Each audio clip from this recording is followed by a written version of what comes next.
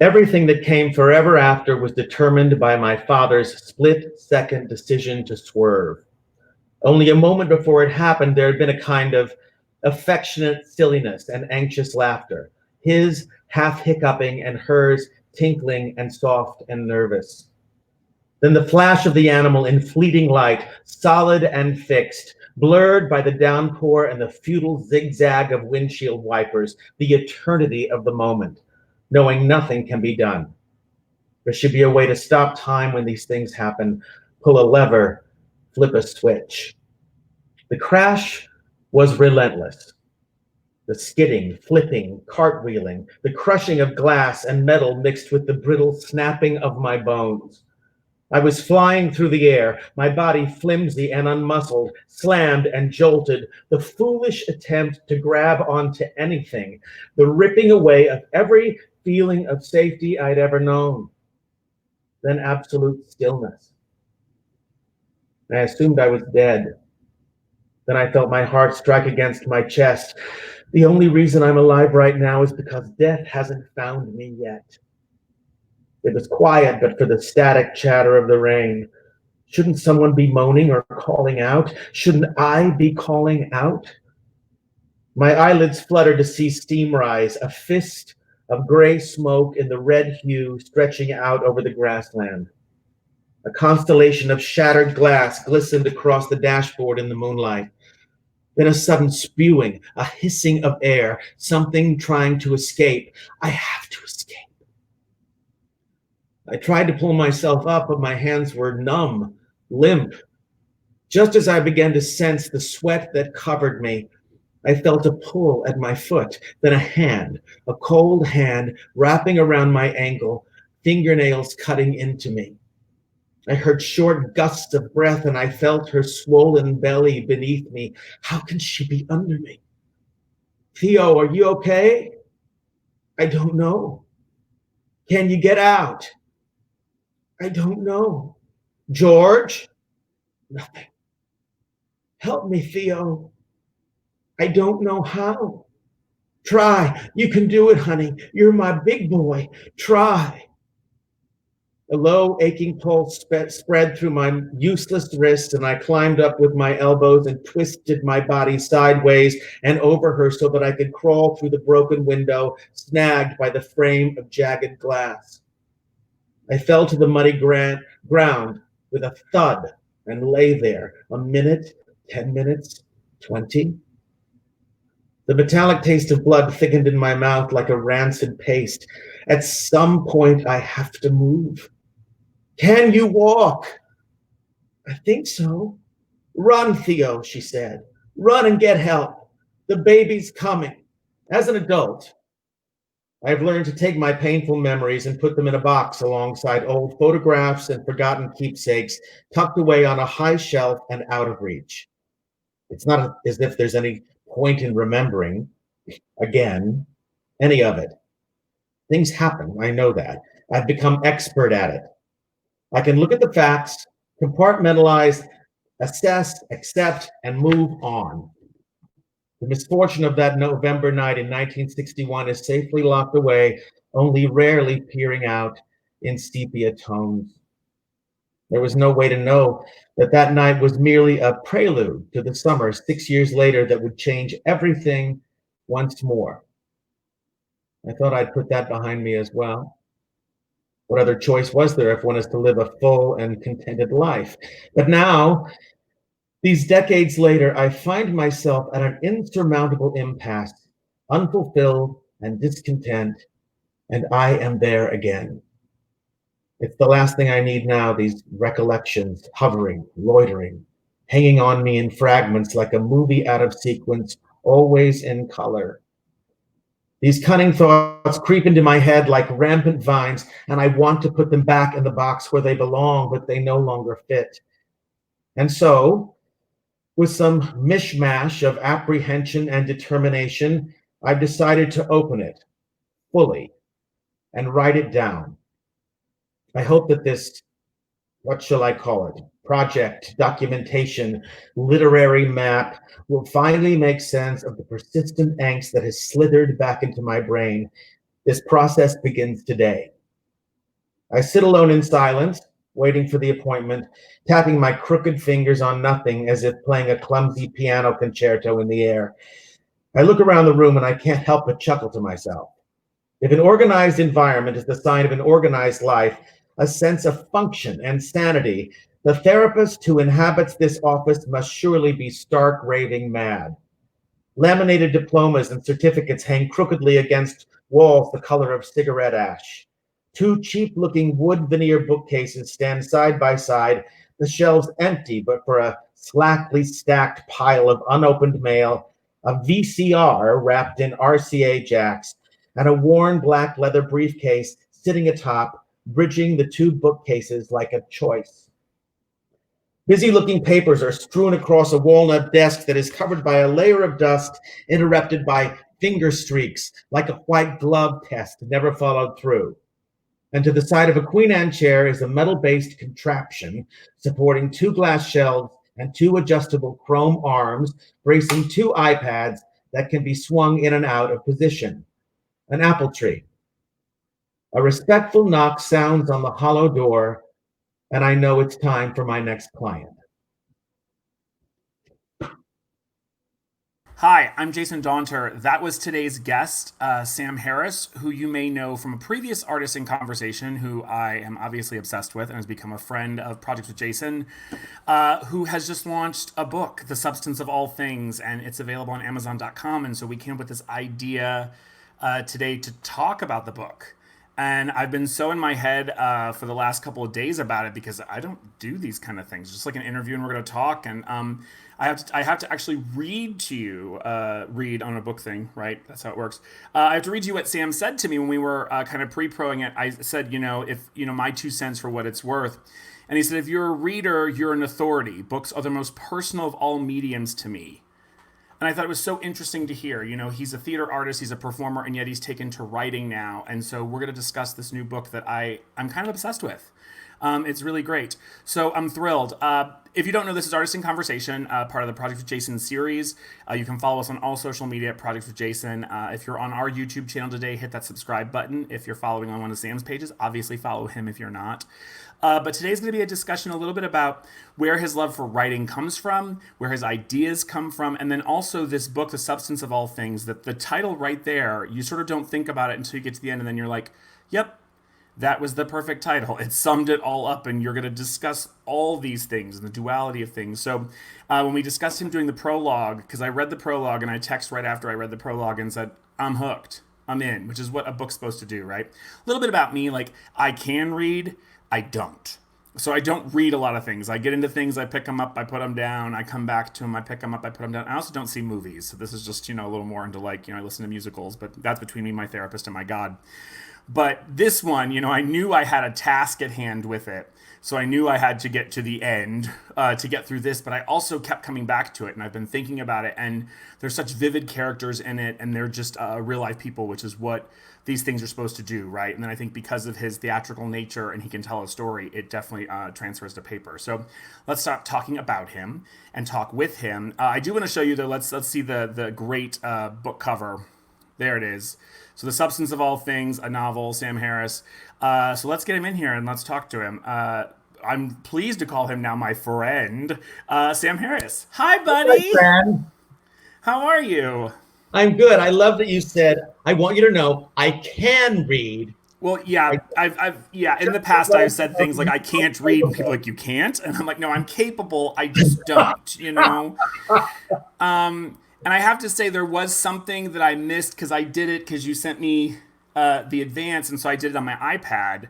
And there was something that it's like I did right before we went on the air. I went to Amazon and ordered my copy because I need one in paper. I need that, that actual paper to have it. I missed that part of it. There's something about flipping those pages. Too, Jason, I'm so tactile, and books are so personal to me. And people are buying ebooks, and I get it, and it's great to travel around, but there's something about touching the paper. Yep, there is. There's something about turning those pages, and also where I think sometimes where the page turns come too. That. So launching right in, before we actually get to The Substance of All Things, I want to know. Were you like a reader as a kid? Like, were books always something that were in your life? Like you've always been like a... I love reading. I love reading. I've always been a reader. And uh, I remember this book when I was a kid. It was called Where the Red Fern Grows, and I was 10 Yeah. years old. And I remember I couldn't put it down, and it was time for my bath. And I was sitting in the tub with the book. My mother was like, "You've got to get out of the bathtub. The water's cold. You have to go." So I've always, and then as an adult, reading is my transition into sleep, because it releases me from my own story and my own drama and my own life and my thoughts into someone else's world. I don't know. It's just, you know me. I'm a theater whore, and I love all medium, and I've written for different medium, but there's something deeper and richer because we have to imagine it. And sometimes, how many times have you heard, "Oh, I read the book, and the movie didn't do it for me"? Completely. Because it conflicts with that's where I saw it was, and then all of a sudden it's not. Your ideas of what you think it is, right? As you were saying that, I was instantly drawn back to Charlotte's Web. For me as a kid, it was like that one. It was like, and I swore off like ham sandwiches for like months. That was not an option in any lunches. You're not even Jewish. No, exactly. It was not an option. My mother, I couldn't even, like, it was so emotional I couldn't even voice it to her why I would not touch that ham sandwich. But it is, and it's the idea that it's the imagination. And I think as we talk about this today, is the substance of all things, the characters were so real to me. You just knew who they were. And as I was even just prepping to get ready to get on with you now, it was more about that line that you said to me in the text about how personal it was. And I thought, here's this performer that has touched audiences on a stage, and you get that instant gratification through applause, and you feel their love, and you get the laugh, and you get that showmanship. But then you put it out there in something like this. Right. In a book like this that is fiction, which we're going to talk about your first foray into fiction, because you had written Ham Slices of Life, which were great stories and, very personal. And even that is the personal nature of you, but you don't necessarily, sure, you can get a review and you might get a nice, critical write-up, but it's like the people that this is going to touch, you're not going to hear from. So it really is a personal form of you sharing, whether it's your story or something you've created that you're putting out there for the masses, that I think is that quote really rang true to me. And I thought, wow, this is really vulnerable. It is very vulnerable. And, the closest thing I can think to it is when if I'm creating an album, and so I'm putting out something that I've created into places and homes and devices that I'm not there for. The same thing with a movie. But for some reason, I think, it took 4 years. Right. And it's funny because when you hear someone say, as often is the case with a musical, for instance, well, this has been in development for 12 years and then getting the financing and blah, blah, blah. And then you hear somebody say, we didn't get the movie up for this X amount of years. Well, in most of those cases, even though it was in development, that script was probably written in a year or two or months or whatever. Or a movie was done and then it was financed. When someone says they took 10 years to write a book, they took 10 years to write a book. Right. It's a different thing. It is so many words. There's so many words in here. Yes. And that's the thing too, is, anytime I've made a record, which I don't listen to my own stuff, because I should have done that better, or I could have done this better, or that could, but boy, I wish I'd recorded that later when I sung the song 100 times. But I don't know. With a book, it's weird. I feel kind of strangely emotional about this. It's just a richer, deeper way, and the investment is much more intense. I loved writing Ham. It was a ball. There were all these essays. Most of them were funny. Some of them were very transparent and revealing and poignant. But this is different, and seeing myself in all these people. So that's my next question. Is so you credit. I'm gonna draw a blank on the name, but you credit your friend and editor, or your colleague, or your collaborator who said, write fiction. Whoever charged you with the you should write fiction, right? Yeah. And was the first person that sort of said that. So where does an idea like that come from? Like, do you have a story in you, or do they like say this is what I think is interesting to me? Is where did this whole thing come from? You mean the inspiration for the book? Yeah. Well, after I was given that encouragement, and I think a lot of reviewers after Ham had said, and I say this humbly, he has the chops. He's a writer. He's not just throwing things down. And so it was the head of Simon & Schuster and my editor at the time, and they were like, you need to be writing fiction. You need to be taking this, between the way you write dialogue and your descriptiveness, you need to be, sorry, I'm unplugged. You need to be doing this. Well, it sounded very, very daunting, very Yeah. daunting, and a Sure. little scary. And then I had a writer's block for a year, which I'm not used to having, Jason. When I get into something, it just kind of goes.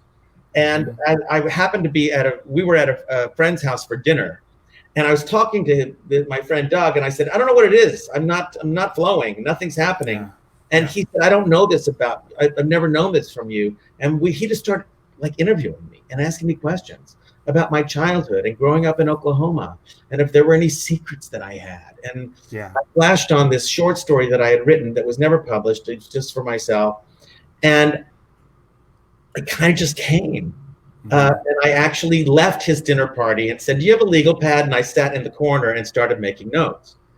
However, the book did develop in many ways. The first version, the book, for those of you who don't know, which is all of you because the book just came out, it's set in 1968 in rural Oklahoma, a young boy named Theo who is 12 years old. It is against the other story, which is adult Theo, who is a therapist, and his relationship with this client, this very, very damaged woman. And so the first, just the young Theo story, which is about him learning that he has the capacity to heal. He has disfigured hands from that accident that I read in the prologue. He has disfigured hands, and he learns through an American Indian, a Native American, that he has this capacity to heal through these damaged hands. And what happens to him and how he is manipulated and doesn't know how to deal with this gift. It's about faith. It's about responsibility. And he has this mentor who sort of takes him through. Meanwhile, adult Theo is just at as it says, an insurmountable impasse. Through his work with this broken woman, that he is able to go back and explore what happened to him in the summer of '68. I think it's so funny. That's what I was getting to, Jason. Sorry. So I wrote the first draft was just young Theo, and this editor said to me, "What happens to adult Theo?" Oh, bing, interesting. Bing, bing, bing, bing, bing. So it was a through line just on that story. So then I wrote it, and of course it informed the first story, and then I put all the pieces together, literally like a puzzle. So yeah, it's had a couple of incarnations. That's amazing. So it was like two stories that you you had the back. You already had the foundation. That's amazing. I had the foundation, and then of course they intertwine, and the things in his effort to go back. And he's a therapist. So, and in that prologue too, he says, I've learned to accept the facts, deal with them, assess them, move on. I'm expert at it. He's able to assess things as a therapist, but there's a difference between knowing facts and knowing how it affected you and how it affected you. Yeah. So that's what he lives for the first time by going through his work with this woman. Well, and I think what you just said, insurmountable impasse, and I want to go back to that for a second, because I think, when I knew that you had taken, the 4 years and all this, and I was looking at the facts and the history in the book, but it's like the fact that it dropped right now, like with what's going on in the world right now, I think there are so many parallels, which it's disheartening. And obviously I had a long connection over the past 2 years with To Kill a Mockingbird. So I was making connections to Harper Lee and even what Aaron Sorkin did with Mockingbird with this, because it's just, and I'll get on a tangent too, but then I'll come back to a point. But the fact that the weight with kids, I think what's so great is the weight. I remember hearing in a Mockingbird rehearsal that it's like the weight of Boo Radley and that whole story of this, town terror and those talks. Like we all remember them. We all remember the house at the end of the street, no matter where you grew up, but that was so terrifying that you ran past whenever you were playing, or if your ball went in the yard, you just didn't get it back because that neighbor had a past or they had been in jail, or those stories, right? That the weight of the Boo Radley story was just as weighted as the trial of Tom Robinson. In Mockingbird. Both are, to those kids, they both have the same level of terror, and it's the same thing here. These children, this 12-year-old and his younger sister, like they have the same understanding of what they know about Frank this man that, the Native American that's rumored to live in this trailer, and he killed someone and no one wants to go near his place, and just the pure terror of this ideal of who he is, right? Yeah. So we paint that, but I think the insurmountable impasse is part of, like, especially last week, that it's like, why bother has been my new mantra that I'm really trying to get over. Yeah. But it's like, why bother? Like, what's the point anymore? It's absurdity each day when we turn on the TV or the news, and it just seems like there's something new. So it's this, how do we get around it? And I think the fact that Theo then is looking at that in this book is like, he has this impasse that through this woman that really does open, and you write it beautifully. I know when we talked about it originally, it's like she's had some horrible things happen to her, but it's like, it does not turn you off. It's graphic enough that it's uncomfortable, but it's not like that's the focus of it either. But you just know that No. it's like, it's psychological, right? That it's more the psychological things that are played. Yeah. She's not self-pitying. And in fact, she's in denial about her issues, which get dealt with. There's also, you mentioned about a timeliness. There are themes in this about not touching and isolating.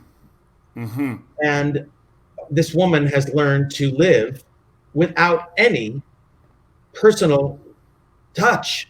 In fact, it's a phobia. It's a real thing. And she cannot, it physically hurts her to be touched. And here we are, and the older Theo has been isolated in his life. Yeah. And so right now, when we're living in this time where we are isolated, and there are people who literally have not had physical contact in 3 months at all. No. So that's there too. But mostly this is this boy's, and it's a coming of age story. It is a story about miracles. Yeah. And it becomes quite epic. It starts out, as this sort of rural thing, and this adult in his therapy, and it becomes very large. And I love this boy so much. I was asked. Do you know him? Do you know this boy? Well, I'm looking at him in the mirror right now, and that is, we're different people. The specifics are different, but I grew up an outsider in rural Oklahoma in a time. Theo is an outsider who then becomes an outcast, and he has this healing through touch. And I had to find things that I felt were the impetus of my work to heal myself and to create some sort of emotional change in others. And that became my way of being special rather than just different. And he's thrust, as you and I talked to, I know that it wasn't me, so I definitely will not take credit for this analogy, but that there's an entertainment showbiz quality about it to this. There really is. And that, when he's thrust into, and as I said, like the duality of the characters, but also, and I don't want to give a ton away, but it's like the biggest frustrations I have right now with what's going on currently is these quote unquote Christians. And this is no comment on what I believe about, the idea of God or whatever that is, my personal beliefs. But these ideas of people, if we take God at a base level, it's, do unto others as you would have them do unto you. Love thy neighbor as thyself, period. Right. There's no comma. There's no ... There's no, but then all of a sudden it becomes this other thing. And I'm like, just because you're in that front pew every Sunday and you're giving your $200, and it's like, I've even had this debate with members of my own family, like my grandmother one time, who had something to say about someone at church, and I was like, maybe they can't afford the flashiest outfit, but they're there, and I think it's a good person is not made. And so there's a lot of that in there. The same people that are coming back to him, to Theo, wanting his help later, were the same ones that sort of ostracized him early on, all in the name of the church, right? We talk about the theatricality, because it was funny, because my agent said, there's a lot of showbiz in here. Yeah. I'm like, what are you talking about? The theatricality of the preacher at the church in his town, and the fire and brimstone, which is how I grew up, with him, with the preacher waving the Bible and slamming it down and damning you to hell, and with this wrathful God. And then later in the book, of course, you know this, but there is another religious person who is a charlatan, who is very theatrical. And Theo is authentic. Yeah. And there's a place in the book when Frank, this character, because Theo's like, I don't know what to do with this. This is not real. It's an enormous feeling of responsibility for a 12-year-old boy to have this gift and think he's responsible for it. And so it says, I don't know what it's real. And Frank takes him to a tent revival and all of the theatrics, and he sees it. And then they're driving in this rickety old truck on the way back, and it's quiet. And Theo says, it's a quiet thing. It's more of a quiet thing. And that is his perception of God and miracles and faith. It's a quiet thing. Yeah. Which is a lot different than, But can I spin that on you and ask you, like, when you say it's a quiet thing, like, is that what the connection is between you and an audience? When you go out, is it more interpersonal when you go out there to deliver a concert or a big Broadway show? That I think if we lined up performers right now, how many of them would say it's a quiet thing, but they've never thought about it? That it's that connection between you and the audience, but it may not be the bravado that we see you putting out there. It may be more I could be making this up, but I'm just wondering in that moment, like, is there a connection to that it's a quiet thing that you also connect with an audience? I think at its purest it is. Yeah. At its purest, it is something that is not tangible, and it's not just about, fireworks and right. That's part of it, of course, and the thrill of that when we see that and we experience that as an audience member. And also, I am frankly known for, vocal gymnastics and of course, but when things are at their purest and at their most vulnerable, certainly, and volatile, and even in large things, there's something hopefully that is that sense of being touched. Yeah. I think, both those things, it's, just recently this weekend, and, if people are watching now, they can look at it, but it's like, I look at all of this, this controversy and drama from like Fire Island in New York. Everybody went out to Fire Island, they opened up certain things and the gays were whatever, but it's when you just said it that I was like, there's the real honesty of it. Yes, they like to party. Yes, they like to have a good time, but it's you don't think about it, that I feel like the weird mental thing for me is through projects with Jason, I feel like I've been connecting with people over these 15 weeks. And there's certain nights that you're like, why do I feel so empty? And it's like, because I really haven't seen them. I've only seen them like this. Like Kim and I talk daily through this, and I feel like I've been around them, but it's like, no, I've only seen 5 people in probably 15 weeks in person, other than the grocery store people. And then other friends have seen no one. And you don't even know it's doing that thing to you, right? You don't even know it's doing that thing to you until it's gone. I have a 12-year-old boy who happens to be now at the age of Theo is. Yeah. And he deals fine, but the subconscious ramifications of this, where his only contact with his friends are basically when they're playing the same video game with their little headset, and and it's boys, so they're talking about targets and running over somebody with a tank. So there's not that delightful connection. And and also this is a different kind of energy. My husband does Zoom calls from 8 a.m. to 4 o'clock in the afternoon, and it is an intense kind of energy because of trying to connect and communicate through that. I do think that there's always great blessings out of obstacles. Always. And this is one of them. The fact that we're communicating this way, that we're doing, that you're doing this, there's an authenticity about it. And there's also the creation of things. I mean, how many creative and brilliant people have done something on YouTube or whatever? Everybody's taking a risk. That's the thing, is everyone's taking a risk. And I think, or they're not taking a risk, but people are trying things, and every guest that we've basically had recently, from like Sorkin to Jeff Daniels to Kevin Kline to you and your coaching session, have said, pick up pen and paper and just write. Write what you're feeling. Take that chance. Take that risk, Absolutely. And without judging it. And just be where you are. Just get it out there, I'll tell you what else it's a good time for is reading. And I know you can barely read, Jason.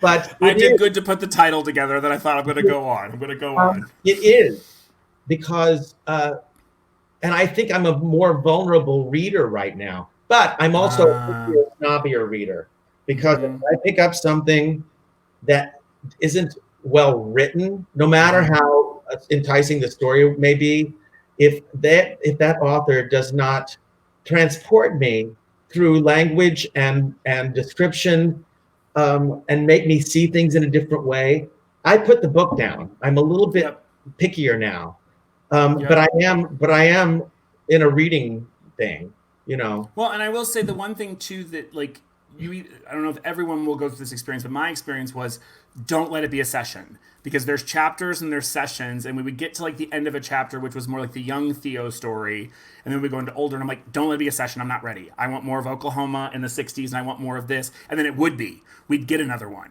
and then I would be ready. So there was definitely an ebb and flow. Talk to the relationship for, you know, because I know we're gonna have students and teachers and your fans watching this, and so I want to tie it into like what somebody out there could be going through. What is the relationship in writing a book with, like, is it an editor? Is it a publishing house that would be like with a producer or a director if you were doing a show? And you mean as a writer, who do you deal with? Who's helping you look at that and say this should go or this should be here? Who is your collaborator? Is it really a lot of you? An editor. First of all, my agent is also very talented. He's not just a person who sells and makes deals. He is very talented and has an insight, and an insight also on a marketing level of like, curb this, or you went too far here, or things like that. But also an editor. And I had a marvelous editor. And I'll tell you what else. It's like when you wrote me that email and you said, I'm not really the authority on this. And I said, if you read, then you're an authority. It's the personal experience. That's like saying, I can't tell you what I thought of a movie because I'm not a critic. Right. So I have a lot of information from friends who I trust, from people who I know write, and from people who I know read a lot. And would come in with questions or make me think. And that's what you want all help to be, is to make you think. I was with my friend, this is in the first draft, and I had said, it was even before, not only before just the woman thing, but I had written what I thought was near the end of the book, and my friend Bruce said, where's the third act? Where's the third act? And that's when I wrote the whole road trip, as we'll call it for now. Yeah. And I knew I wasn't done. And then I had another friend, and I said, I'm looking for something that can bond these two boys, because you guys, while Theo is going through this extraordinary and grown up and burdened gift, he's also a 12-year-old boy, and it's a coming of age story. And he has this wonderful relationship with the boy who's also an outsider, but feisty and fun, and they become more than friends. They become, they're connected in their souls, but meanwhile, they're just boys. And so I was trying to think of what can bond or something. And literally a friend of mine said, what if they steal a cow? And it was the most absurd thing I had ever heard. And I'm like, they're going to steal a cow. And steal a cow. And the silly act is this friendship all put in together and who they are. And the end of that, the duality of that moment too, we find out information about others in the town. Just in a glimpse, you give us these little glimpses that it's like we don't have to really tie into it because we're not going to hear more about it. But it's just like, yep, the loudest voice has got the most secrets sometimes. You know what I mean? It's that whole idea that, you know, whenever you hear about people's families and it's like, everybody's got skeletons in their closet. I'm sorry, that family that tells you they got no problems, they're just keeping it tidy and hidden. No, that's they probably have more problems. That's exactly right. So it's, you know, it's not all as it is. You know, she doth protest too much all the way back to Shakespeare. You know what I mean? And it's the honest to God truth. The loudest anti-gay people. Then we suddenly find out they've had all these shocking, you know, right? Exactly. Do you want to, before we keep going, because I will talk about it all day, and I do think the fact that, like, I do know it, but I think the fact that you do tie into, it's the Jem Dill relationship with these. I mean, the fact that you're giving these moments of other, like, Mockingbird and those moments of, like, these stories that have lived on, I think is a great tribute to this, because they are such real people. And when they lift off a page like that, you can hear it, and there is still humor. You can't hit people with that for, like, just hours on end, you know, and then it just becomes this whole, and then also you don't tie it up in a bow at the end. No. There's a conclusion, but it does what it's supposed to do, which is we either walk out of the theater, we close the book, and we continue to think about it, and we wonder what happened to, what was the final, you know? I think because this is my first fiction, but I've written plays, I've written musicals, I've written for television, and something that's really important about that and being an actor, which has informed this, is, first of all, dialogue. Every character, every human being speaks differently. They have different speech patterns. They use a different vocabulary. They think differently. Punctuation is a big deal for me. And it tells you when to breathe and when to think and when to to take something in. It sounds so silly, doesn't it? I'm crazy for punctuation. No. But as a writer of other things, dialogue is very important. A lot of in the sessions that he has with the therapist, a lot of it is dialogue. It is dialogue, and it'll tell you what's happening. But let's face it, they're sitting in a room, right? Yeah. So it is dialogue. But the other thing is, as an actor, when you take on a role and you have to inhabit that person, which is informed by your own personal life and experience, and you have to decide how they walk and what they think, and do they have a twitch, and how do they smoke, and what do they think of themselves? Do they look at the mirror, or do they go away? Whatever the things are that create a reality for them. And so as a writer, I think that being an actor has also informed that, because it lets me see the little things, the details of not only the person, but also their environment. Because as an actor, you also have to create an environment that is real for you. I mean, there's stories about, I think it was Uta Hagen, on the first day of rehearsal, she came in with all of her props. She came with all of her props for Virginia Woolf or something, because she had to create a reality. So I think that has informed my work as well. There's one of the boys, I don't know which one, it might have been one of the but there's a description, I'm going to get it wrong, but he wipes his snot on his sleeve. There's a moment where that image sticks with me. Buddy, and he's sitting in the Sunday school class, and he has a year-round, runny nose. Runny nose, that's right. Yes, the description of that. And also, like the Sunday school teacher, he said, he wipes it here and he wipes it on the floor, and he's not a character to ever see again. And he says, "Can we open the window?" And she said, "Jesus lived 40 days and 40 nights in the desert. I think you can live 30 minutes." There's a lot of colloquialisms. There's a lot of my rural Oklahoma. But they're also, like, I was in Oklahoma. I was, Southern Baptist in, like, the Midwest in Missouri, which wasn't, we weren't that extreme, but it's like I had to go to Catholic school growing up, to the age of 9 in Detroit before we moved.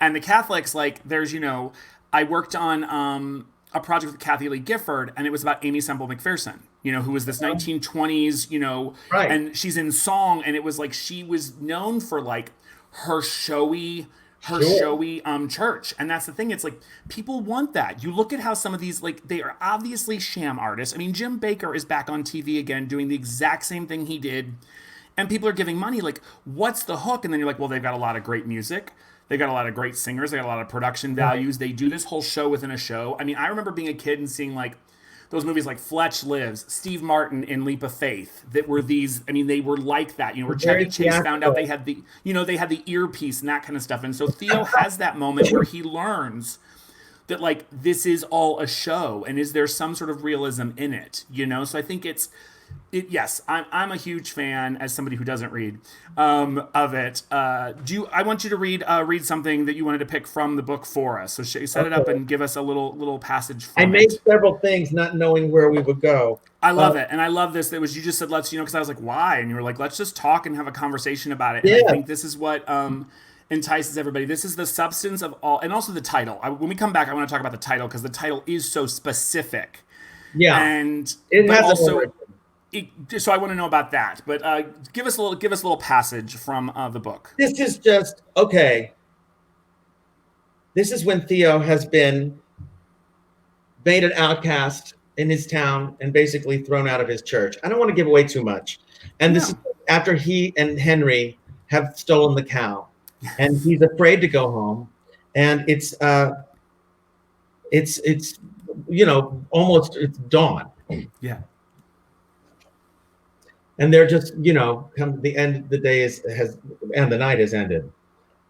It was too early for the sunrise, so at first I thought the soft amber glow on the horizon shone from the steel mill, though I didn't think it should be running at that hour. It grew brighter, then dimmed, then bright again, as if controlled by a great dial. I quickened my pace as the sharp stench of burning wood and rubber, sulfur, came upon us. When we passed the grove of oaks at Lincoln and McKinley and rounded the corner onto Jackson Street, we could see that the idea of firemen rushing to the rescue was absurd. They could only attempt to protect the houses on either side of mine, spraying them with water like fountains centered by flames. There would be nothing to save. The fire was savage, unapologetic. It had no regard for the Dalton of Daltons, for the Daltons of Dalton. Oh, that's something else I didn't tell you. His name is Theo Dalton, and the name of the town is Dalton. I'll get to that later. It had no regard for the Daltons of Dalton, no conscience, no mind. Its only purpose was to consume whatever it pleased. I stared, intoxicated, unable to move, as if watching a TV show rather than the evidence of my life surging up and up into nothing.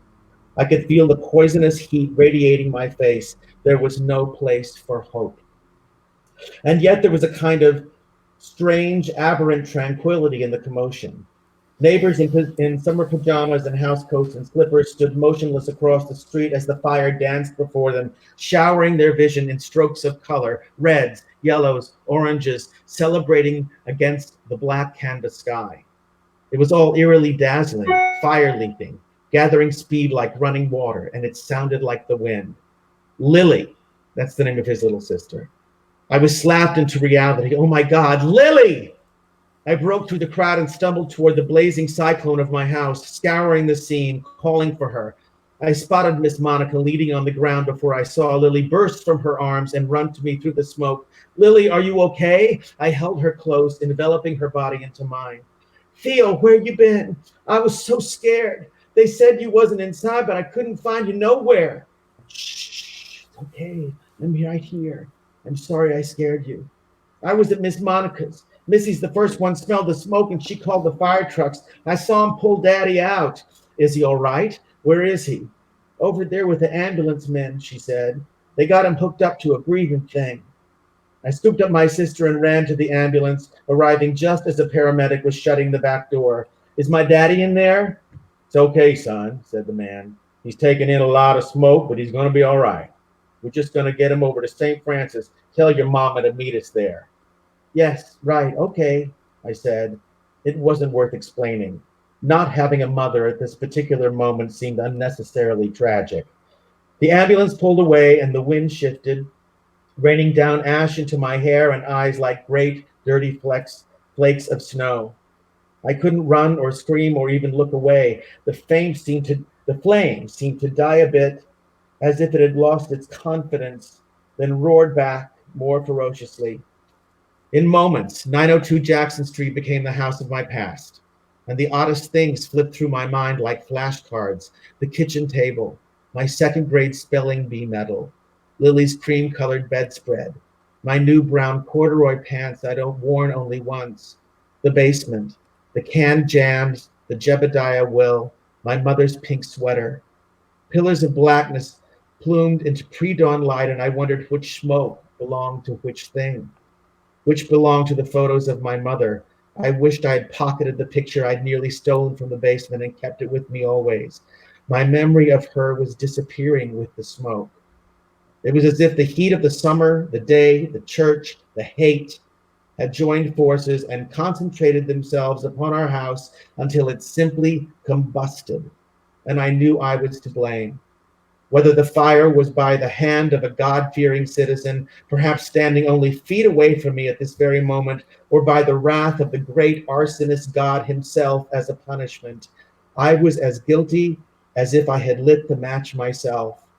The sour stench of sweat lingered in the air, and I knew it was mine. Mm.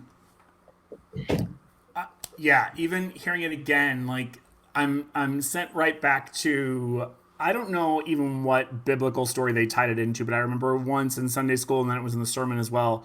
There was that one about the day that like all of your sins are going to be like read in front of everybody. Is how they sort of explained it to an 11-year-old me, and Right. it was like that one screwed me up You know, like my whole family was going to have to hear like everything I'd been. I mean, I still did it. I just thought about it at the moment. It's like, well, we're going to do it, make it good, you know, because people are going to hear about it. But like that one screwed you up, right? That you were like, it's going to be read, and maybe we're still waiting for that moment. But that moment about where everything came together until it was combustible, whether it was the hate of the town or the heat of the moment, and that's what I think is so.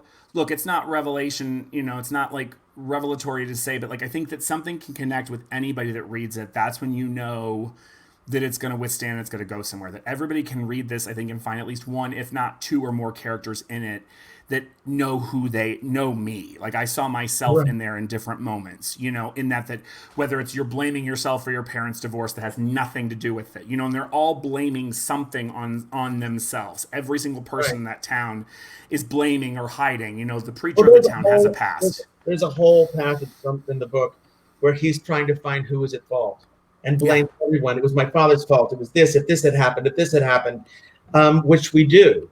And also, I mean, I think we've told some of this, but Theo, in that accident that was in the prologue, that's when he lost the use of his hands, or not the use of his hands, but it affected them. His mother died in that crash.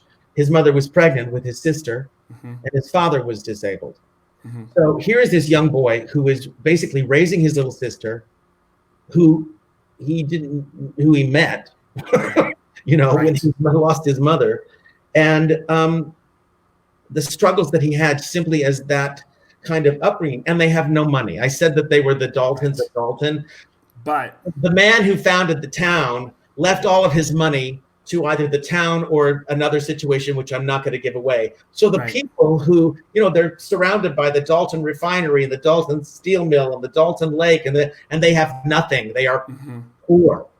So it's complicated. And for the father, Theo's father, is so resentful and so angry about what should have been his and the plight of his life. But he has a heart, and he is soft, and he blames himself. Yeah. So let me just say it. It's all about there's broken people everywhere. And we're broken, right? Are we not broken? Just somewhere. We're so broken. We're trying with whatever kind of glue we can to keep it together. Do you have siblings? Do you have a sister? I have one brother, younger. One brother. So you write with this. Who is Lily based off of in your life? Was there a Lily in your life? Theo's younger sister? Because that relationship is so beautiful and it's so specific. Thank you. God bless Lily and her sweet little doll Joy. Yes. And the relationship between her and the woman she meets later. Yes. And yes. Beautiful. Yes. And she's sort of brought along too on this thing that takes them away. My brother is 5 years younger than me, and Lily is 6 years younger than Theo. So I'm sure that influenced it as well. She is this bright, innocent soul who just believes him when he's saying it's going to get better, who just believes him, because this book is about the woman's story, as we said, is very troubled, and about abuse and about being manipulated by an adult. And Theo's story is also about being manipulated by adults, because as children, we have nowhere else. Only the people who take care of us or don't are the only, these stories. Why does an abused wife continue to be hit? Why does a dog that you kick keep coming back for love? It's the only thing we have. And in the woman's story, it's very confusing to her about her relationship with her mother and her father, and about love and acceptance and who she is. So this I tried to explore a lot of different things in real people and real lives. And, Jason, my house burned down twice when I was growing up. So 5 years apart from each other, when I was 10 and when I was 15. Whoa. And so when I'm describing this, the way that this felt and looked, and I had this thing, and I still do this, but as a child, I was able, one of my survival tools was I would see things cinematically, and I would actually zoom into this and a close-up of that, and then pull back to see the overview, and I would sort of, it gave me some distance and still some perspective. And so when I'm writing about that fire, boy, do I remember my own, feeling. of watching. It's kind of it's the kind of the only disaster that there's just like nothing left. It's well, and the thing I was in an apartment fire in New York once. I was staying with friends, and I was the last person to get out of the building, but we lost everything in it. And people are like, "Well, how did you lose everything?" And I was like, "Well, I was on the tour at the time, and happened to be my apartment was sublet." But I remember when we were doing a show in New York, there was a big apartment fire on the Upper East Side that was on New York One, and I'll never forget. This performer walked in and he looked at the TV and he was like, "That's my building." And he learned like his apartment, and then the biggest regret and the biggest hurt he had was that he lost all of his show posters from all of his years in the business. And when you talk about us and this that have signed on to this life that is showbiz, how do we merit that life? And it's in those photos and those posters or those show cards, right? Well, for everyone, that was you cannot replace. What are the things you can't replace? And we do have some family photos and things that were salvaged. Yeah. But my mom has books in her house that were salvaged that have black around around here, and they still smell like the fire to me all these years later. Yeah. And we do have family photos, and some of them are singed, and some are, so, but not as many as other people have. I think, and the bigger part of that then, so it brings to a bigger topic that I don't want to dwell on, but it is the bigger topic of things that are larger than us in this life, and faith. And, when the apartment fire that I was in, it was my checkbook and my passport that apparently part of the roof had fallen on. And the checkbook I still have to this day was singed around the end and nothing wrong with my passport. Everything else destroyed, but somehow they pulled out of this rubble this 5-story walk up, those two things. And it's weird. So it's what's that greater power? How far does your faith go? If your faith is in the wrong thing, it's all those issues, right? And that's where I think I want to hear about the title too, because it's the substance. When you keep going back to it, I'm like, oh, the title makes total sense. The substance of all things. Like, it's right. It lays it out for you right there from page 1. They're going to deal with the substance of all things. And it's like, is there a God? And if you believe in it, aren't you supposed to believe in it in these moments? But the faith and the power, and how does he do these miraculous things? And the title comes from a Bible verse, Hebrews 11:1. And the quote is, "The substance of things hoped for and the evidence of things unseen." And that's what faith is. But it's defining that for oneself and what that means. And also, and before we went on to the show, you asked me privately, well, should we read? You want to read the end? And Theo has this reflection. I'm like, no, and I knew that was going to be the answer, but I was like, I want the yes. In his reflection, and he looks back, and it is about how everything melds and everything. Yeah. And I think I've had to learn that as a human being in some of the things that were a struggle and obstacles for me, and with my father, and different aspects. And I had to finally come to, do I like who I am today? Mm-hmm. Because if I like who I am, the human being I am, the man that I am, the father I am, the husband I am, the friend that I am, then how can I really criticize the way I got here? Because if I took out any of those circumstances, I wouldn't be this now. So do I like who I am now, flawed as I may be? Am I then? Well, if I took that person out, if I hadn't been gay in the Bible Belt in the 60s and 70s, would I sing like this? Would I have this need to create stories about empathy and hope? Right. I don't know.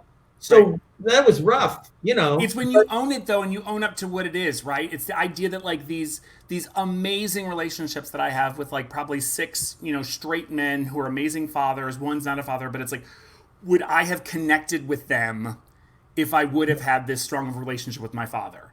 And you can't play the whole, like, oh, well, I lost out. Sure, I lost out on things. But it's like, but also I would not be this person that I've kind of started to dig in the last probably 5 years, that I am now. But I also know the strength of what those relationships are. Now, that's not to say that, my father and I have a relationship now, and I'm okay with it. I don't go out of my way, but I'm also not going to, and people could say I could have walked away and people would have been like, that's fine. You can walk away and not, but I'm like, why? You know what I mean? Like, and I have no regrets. Right. If the regrets are there, it's on his side and he can deal with that. But it's, you can do that. And I think that's that's the other thing in this, right? Is that they're all going through, and we don't really get it tied up with Theo at the end. You know what I mean? We get like what he sort of comes We to. know where he's come to, and we know Yeah. that he has reintroduced himself to his former self.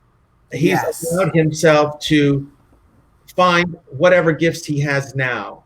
And there's, Frank, this character, this Native American character, is sort Yeah. of this bastion of wisdom, even though he's got his stuff and his flaws and his stuff that he didn't deal with. Yep. His relationship with Theo is one of my favorites. But he says the things that happen to us, if you have a choice to let them define you or inform you. And there are people that can have the same exact circumstances. Yep. And this one chooses to let it define them. This tragedy that happened to me, and so I can never do this again, or this affected me and I have this and that. Or does it inform me? In which case it can make me more empathetic toward others. It can give me a greater understanding of a situation. So I'm not saying that, tragedies, we just poo-poo them but we do get to determine how they affected us and recognize that we were not born with those circumstances, and therefore they're not attached to our soul. They affected us greatly. So do we let it inform us or define us? And something else Frank says, one of his phrases is action without the hitch, Yes. which is when he tells Theo, when Theo's grappling with all this stuff about his gift and healing and in general, it says to anyone, not just him, action without the hitch means you do your part and the rest of it is none of your business. Because if we do something looking at the expectation, like writing a book or like doing anything, we have an expectation. If I set out to do this, what am I going to get out of this, right? Yeah. What am I going to get out of Project Jason? Yep. You don't know what's going to happen after. But if you decide what's going to happen, and this is specifically what I'm going for, that leaves not only the possibility of that not happening, and so it's a failure. Yep. It also keeps you from seeing all the other things that did happen that you didn't see because you were only expecting one thing. I sound like I'm talking out of my ass right now. Are you following me? No, because I feel the exact same way. It's you hear these friends that say, "Well, I did that." I'm like, "But why did you do it? Did you do it because you wanted to, or you wanted a result out of it?" Because they're two very different things. I don't send a thank you card expecting something in return. I do it because that's what I want to put out there. I don't do it saying like you should have done it or giving a gift. Right. You don't do it looking for like, you do. And then again, I think this is where, who was it? Your agent or whoever said that it's about entertainment, because there's so much in this life, but also in this business. Are you wanting to know me because of what it can do to me? I mean, I remember like when you reached out and like wanted me to do this, I literally, like the team knows, I went back and I was like, I have no idea like why I'm being asked to do this. And then when we talked and you were sort of like, I just enjoy talking with you. You're going to put your passion into it. And I heard that, but it was so like, okay, this is crazy. I hope I can deliver my end of the deal, so to speak, because it was that I wanted to do this and do it upright. You are so passionate, Jason. Well, and you look at who I'm talking to, like, But that's why we get along, and that's why we see each other, is because when you and I are talking, it's also like we're at a dinner party and, we're gabbing. The unfortunate part of that is that this is my project. I'm on here as Sam Harris talking about what's going on. And so I'm the person giving most of the information. And that is, I'll tell you, in real life, that ain't my bag. I hate talking about myself. When people start quizzing me or interviewing me, I will turn it right back. Yeah. Because I find people so fascinating and it inspires so many questions and thoughts that I'm like, and I'm bored with myself. You know what I mean? Right. Well, and I see it as something like, geez, like what else do I do?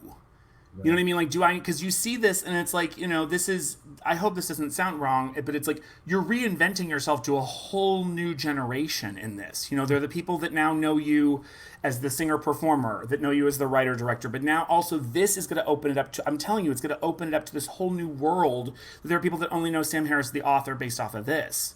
And then they're going to look back, because even some of my 20-something friends who were saying, what are you getting ready for? And they just Googled, because that's what the kids do now, which I love that we have it. It's like encyclopedias for us. Like, but they found like the wrong Sam Harris. Then last night I was like, can you leave me alone? I'm trying to prep. And I was like, There is a wait, Sam what? Harris who is also an author who wrote Letter to a Christian Nation and Lying and Waking Up. And he's an atheist neuroscientist, brilliant, brilliant man. But he doesn't write fiction. And so, but he has written all these books and philosophies and has a group of ardent followers who follow his, every word. And so it pisses me off because I was here first. I was Sam Harris before he was Sam Harris. Well, I was so famous. in our dialogue with just me and a 20 something in a text, obviously, and they're like, it comes back like, how do you know this guy? And I'm thinking like, don't come for me, like, because I've got this idea of who you were to 9-year-old Jason, which watch the episode of Artist in Conversation if you want to see that geek out fest when Sam was on the show for the first time, that I can now call my friend. But I'm like, literally like, okay, really going to come for me that I couldn't know him? And I'm like, really? And so I send like 3 clips. I send back like, Star Search. I send back Those Magic Changes, like my favorite highlights through the years. And they're like, I don't think I'm looking up the right person. And I'm like, no, I don't think you are. Because I'm thinking they're attacking me like, how could this like entity that is Sam Harris be friends with you? And they're looking at this, looking at the Christian atheist guy, like, who are you running with? That's funny. This is why I love this. So, okay, this one, do faith healers exist? Like, is that a thing? Like, do I believe in those kind of miracles? Yeah. You know are what? They out there? I think there are people who say they don't believe, and I think all of us either do or want to on some level. Sure. I do believe.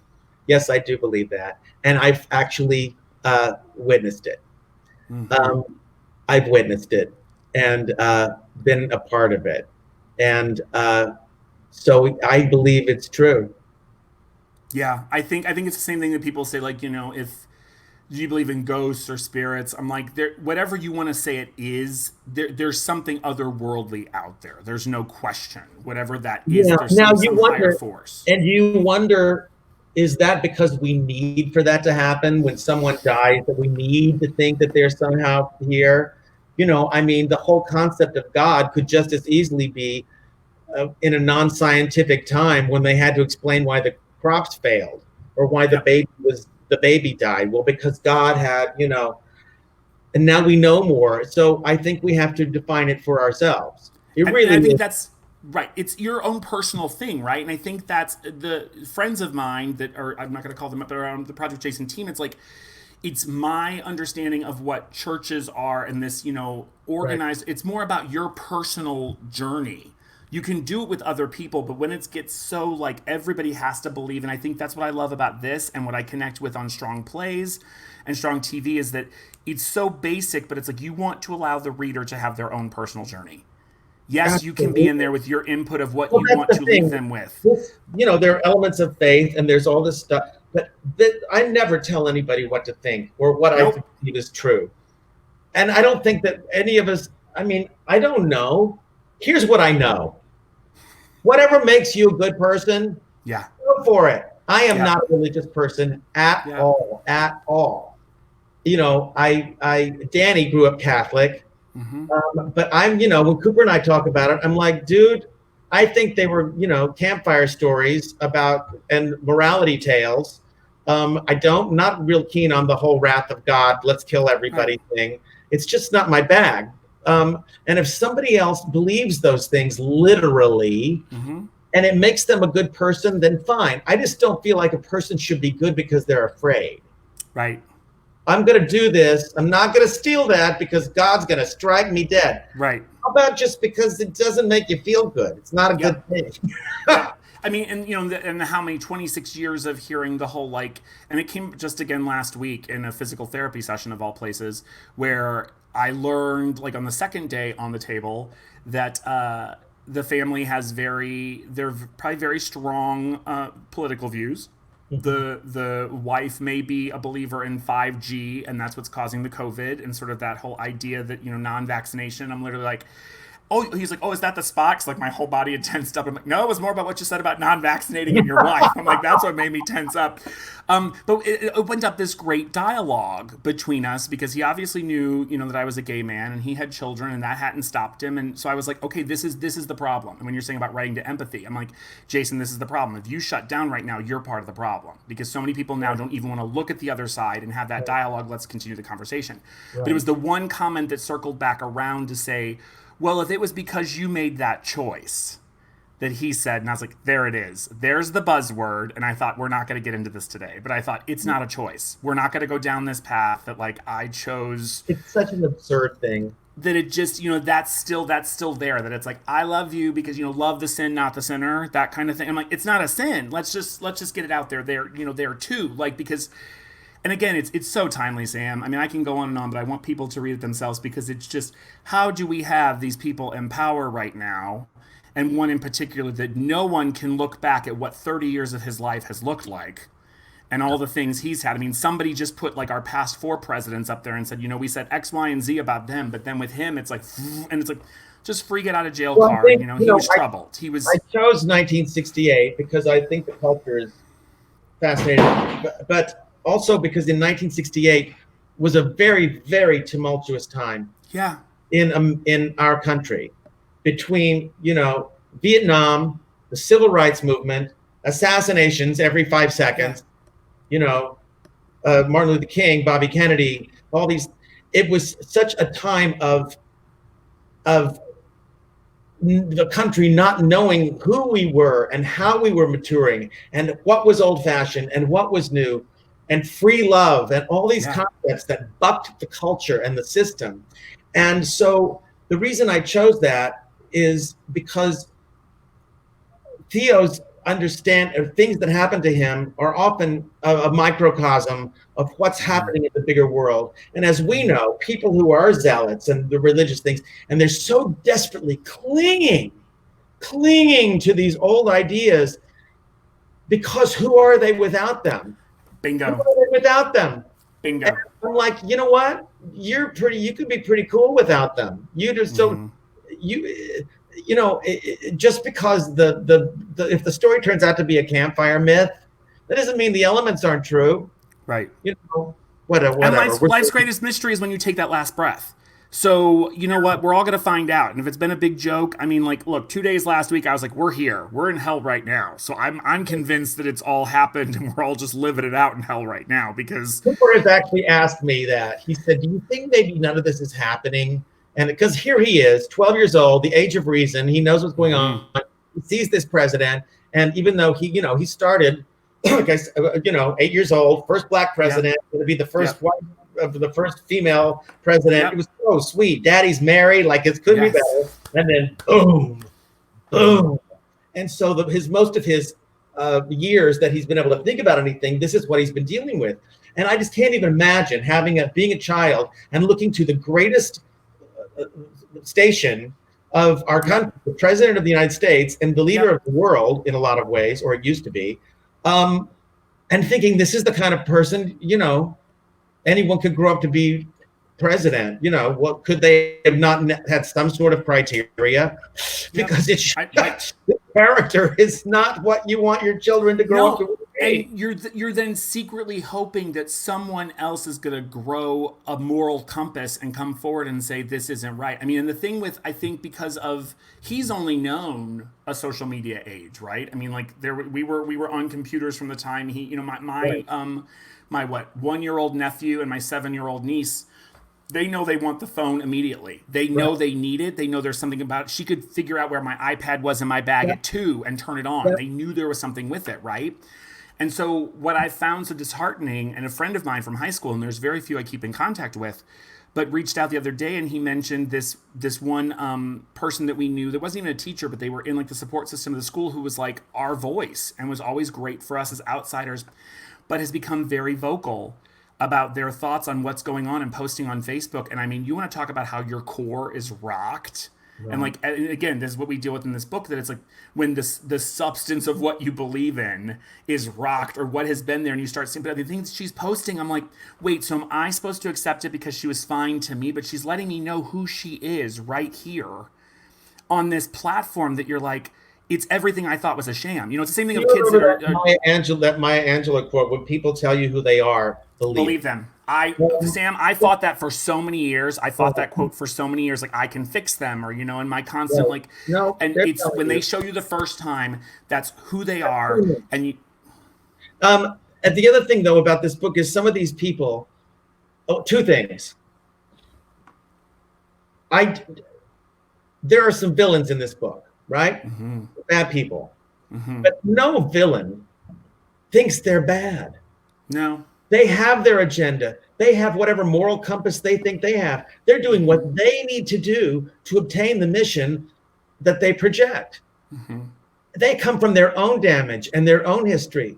And it's very important to me, you know, again, coming as an actor, if I was playing a villain, I don't go, you know, I think I'm a good person. Hitler thought he was doing a good thing, right? Bam. And Yep. so it's not black and white. There's a quote in the book that says it's not black and white. Nothing is good and bad.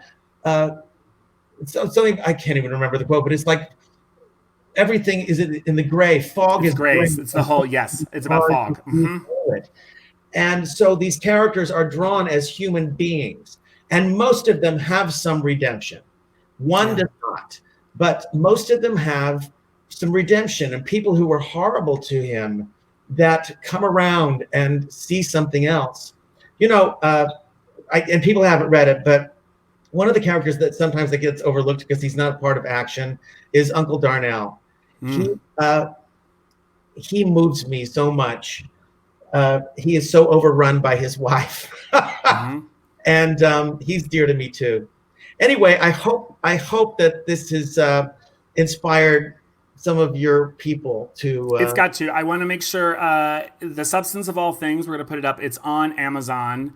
Go right now. Everybody, don't wait. Get it. I'm assuming at some point there will be a read version, an audiobook, I'm sure. That's good. We want them to buy it and have their experience, and they can, you know, which is good because that for me would have been the easy way out. Let's be clear. Like, I literally knew what it was like being in college again when I was doing this, because I was like, yep, you're pushing it off. You know, you need to do it. You know, you're going to like it, but you're pushing it off. And I'm like, remember college days? And I was like, there's no cliff notes to go to, Jason. You're going to have to read it because you know the guy, you like the guy, you did this. So I'm glad it was worth it. I was forced to do it. We also want to put up your social media so they can come find you on the social media sites. Check him out. He's on Instagram, Twitter at Sam Harris. The Facebook is Sam Fans, and then obviously your website. I'm glad you asked me because you challenged me to do this. We've also been really kicking around this idea of a podcast here, and as I'm sitting here today doing this with you, I'm like, yep, this makes sense because this is a perfect podcast way to do it. That you have this video component that people can watch, but just to listen to and hear people's stories, because we all are unfortunately we're going to be going through this. Yes.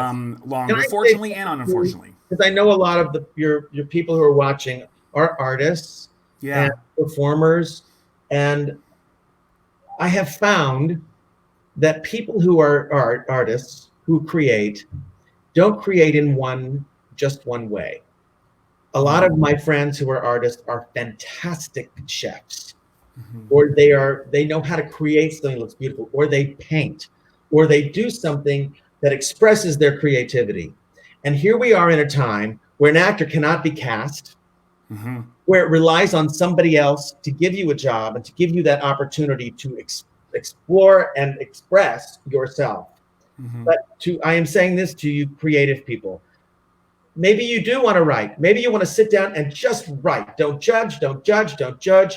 Just pour it out. Nobody needs to ever see it, but it's an expression of yourself. Or do something. And frankly, Jason, these people are like, oh, I've been doing yoga and I've gone on a macrobiotic diet, and I'm like, no, you haven't. I've gained 20 pounds and I am unmotivated and I'm tired and I'm confused. So I don't want to hear about that. But I am saying to you guys, you creative people, there's so many ways. I wouldn't worry about feeding your mouth right now, and I don't mean about COVID-19. I know that some of that certainly money and income are huge for you, but I am talking about feeding your soul. Yeah, and that's many ways to do that. And this is something that you have found, Jason, a way for you to feed yourself because you're of service. You're doing something for other people.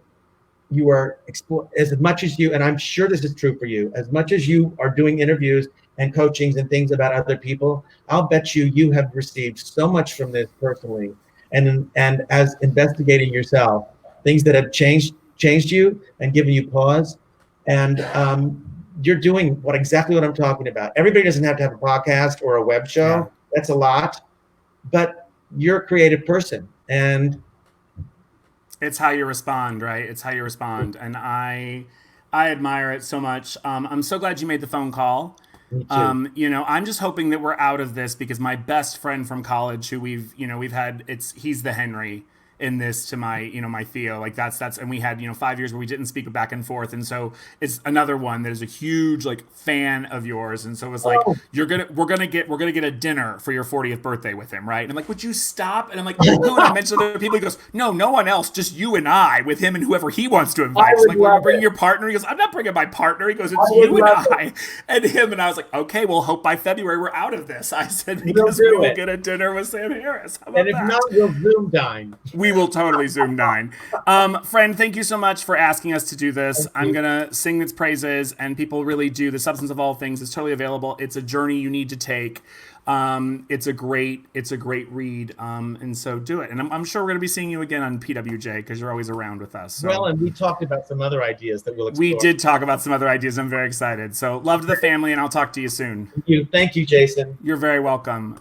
Bye-bye. So I do want to encourage everybody, check it out. Find the book on Amazon. I cannot say enough about it. I really had a great journey. It was one this morning that I literally thought that I want to go back and read it again already, just because it's like, I was doing it with this tunnel vision mode of like, there was an interview coming and what, trying to look at it sort of analytical, like what could I bring to it, so it doesn't sound like I'm just kind of, running on all of that. So I hope you're checking this out. Again, follow us.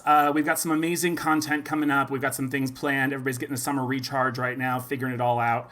But Project with Jason is still here. If you haven't seen some of our other episodes, go back and watch Artist in Conversation that Sam was on. He was on early for us and did an amazing masterclass with 4 high school students. And just some of the simplest things that we just forget about come up, and you're like, why didn't I think about that? And he was totally right. There are things that have happened for me during this journey that it's like I have a moment every time that it's like, okay, that's what this is supposed to teach me.